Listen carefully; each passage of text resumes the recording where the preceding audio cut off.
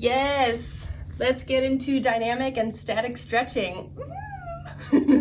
So we're going to be talking about the differences between them. Is one better than the other? When should you do one versus the other? Just generally, what's the difference and how to go about doing them. So I'm Natalie, I'm a wellness coach, and I'm super pumped to dive into this topic with you. So let's start out with some definitions here. What is dynamic stretching? Wasn't stretching just all the same? Unfortunately, it's not, and it's kind of cool knowing the two differences. So dynamic stretching is all about stretching a muscle, but with a little bit of movement. So you have repetitive movements back and forth where you are still slow and controlled, but it's allowing a muscle to stretch, but you're engaging it and then you're releasing it. You're engaging it and then you're releasing it. It targets multiple muscle groups at the same time, and it's a bit more of an active stretch. Versus static stretching is where it's the one that we know most, where you go into a position, you hold it, you're stretching one muscle group at a time, and you're holding it for a period of time anywhere between like 10 and 60 seconds. This is where you are going into a deeper stretch, and it's more of like, oh, I need to release this. So you go into the stretch, you feel the tension. As you stay in it, you start to feel that tension release or a tightness release, and it often stretches at a deeper level. So pretty cool. I didn't know up until a handful of years ago that there are massive differences, and so knowing to do when to do each of these can be really helpful. When you want to do these is as often as possible. Stretching is just amazing for you. Two reasons why. One, it's going to help with performance, and don't just think of that in terms of athletic performance, but performance in your day, like getting in and out of your car, being able to sit on the ground and get back up without using your hands, picking up and putting down your kid or your dog. And two, it's gonna help prevent injuries. Think about when you hear someone that's, oh my God, I just twisted in my car and my back went out, or all I did was step out onto the ice, had one slip, and I really hurt my neck. We want prevention of injury. As we get older, we want our body to stay as limber as possible, and stretching helps with that. So performance, athletic and non-athletic performance, and also with prevention of injury. So when you want to do these is dynamic stretching you want to do before any sort of vigorous movement, and also in the morning before you start your day. So again, think of performance as like the performance of your entire day. That's your workout, but it can also be before you do any sort of intentional workout, like a HIIT workout or lifting weights. So in the morning when you wake up, you go to the bathroom, you take care of a few things, and then maybe you're still in your PJs and you want to do 5 to 10 minutes of dynamic stretching. And this allows your body to wake up, get the blood flowing. Again, it's going to help with your mobility throughout the day, and it's also going to prevent it drastically decreases any sort of injury that you might have that might pop up later in the day. You're going to be like Gumby, where you just pop back up if you fall or if you slip and you catch yourself, because you're just way more of a functioning body. You have better mobility and range of motion.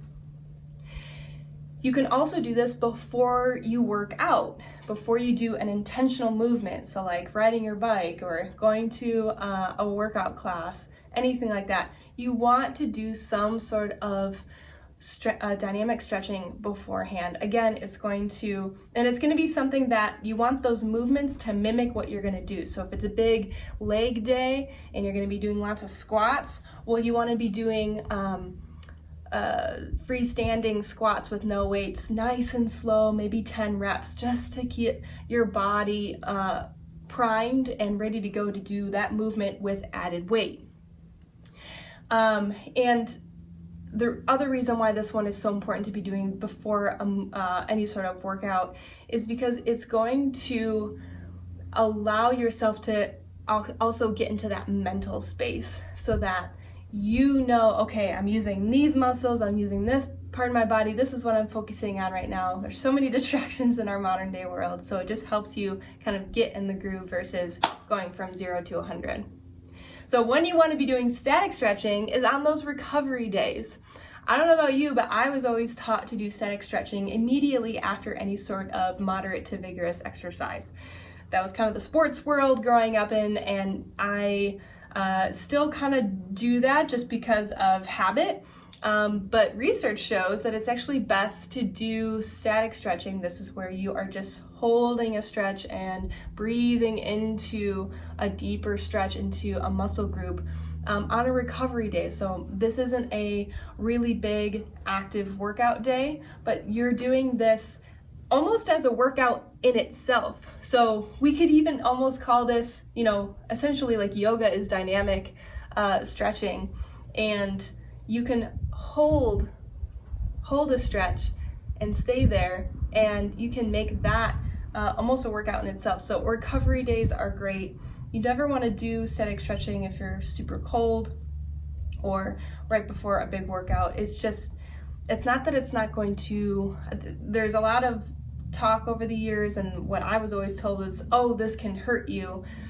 It all just depends on how deep you go into the stretch. So you want to go about 75% of the way. You're not looking to always max out when you are stretching in a static stretch. So make it a recovery day, make it its own thing, combine it maybe with a little bit of foam rolling, and just make it, 10, 15 minutes. Something that's going to be really juicy, something where you are breathing into the stretch, you're making it feel good, maybe you put on some music and you're making it really fun. So when you want to do this, we started to already kind of go into those, is going to be those 2 times. Again, either dynamic stretching before movement, before you wake up, before you kind of start your day, and then static stretching is going to be kind of on its own on a recovery day. So what are these stretches that we're talking about?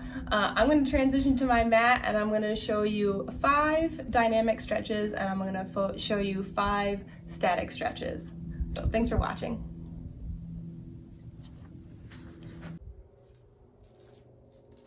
So to start off, we're going to be doing 5 dynamic stretches, and it's helpful to be barefoot, and I'm starting off with just an air squat. So having your feet shoulder width apart, squatting down, seeing if you can go past 90 degrees. If you can't, no big deal, but you're pretending like you're going to be sitting in a chair. So just doing 5 reps. Here I'm going to be doing arm circles. You can do back and forward. See if you can have your hips, like your tailbone tucked down as you swing your arms around, and you're just going what natural range of motion you have. Here doing 5 hip rotations. I think I do 3 in one direction and 3 the other. But again, just having solid footing, having your heels down, seeing if your toes can come up a bit. Next, we're going to be doing a walk out plank and then walking your hands back. If you need a modification, just bending down and touching your toes or to the tops of your shins and then coming back up. But this allows a bit more dynamic movement. Keeping your hips up so that they don't fall straight down is really helpful. And keeping your feet planted where they are. If you want to take this a step farther, when you come out into your plank, you can do a push-up.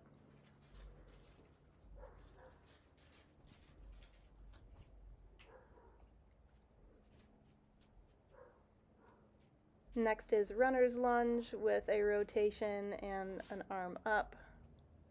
You can stay on one side and do maybe 3 to 5 reps on one side. Here I alternate my leg and my arm each time.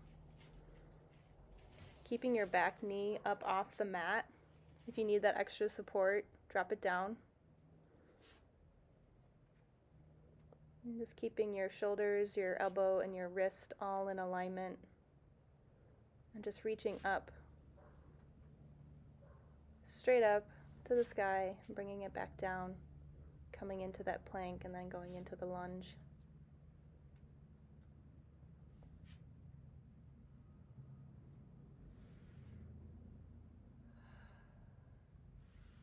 Remembering to take a breath as we transition into static stretching. There's our 5 here. We're starting with child's pose. It's kind of hard to tell here, but I am focusing on my breath. I'm just allowing a relaxation and a release to happen. Coming up to stretching out the tops and backs of your shoulders. Kind of interlacing your fingers and just pulling down. Making sure your head and your neck are all in alignment. Here is a seated twist.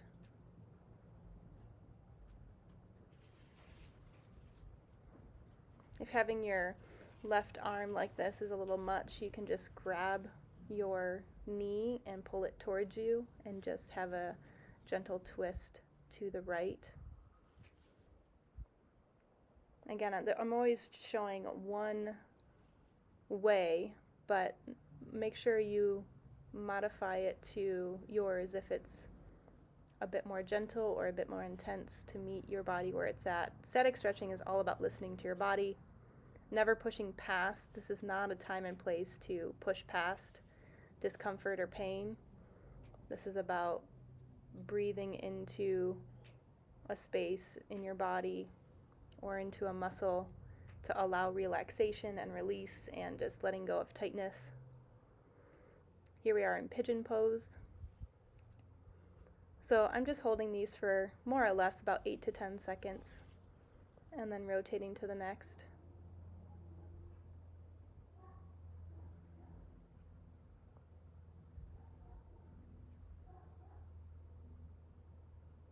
Again, you're looking for static stretching to feel really good. It should feel innately good. Give a little shake. Raise the arms up to go to forward fold. Here you can have your feet together or just slightly apart. Allowing your back to just completely elongate and relax. Letting your head hang. And come back up to stand. And that's it. Thanks for watching.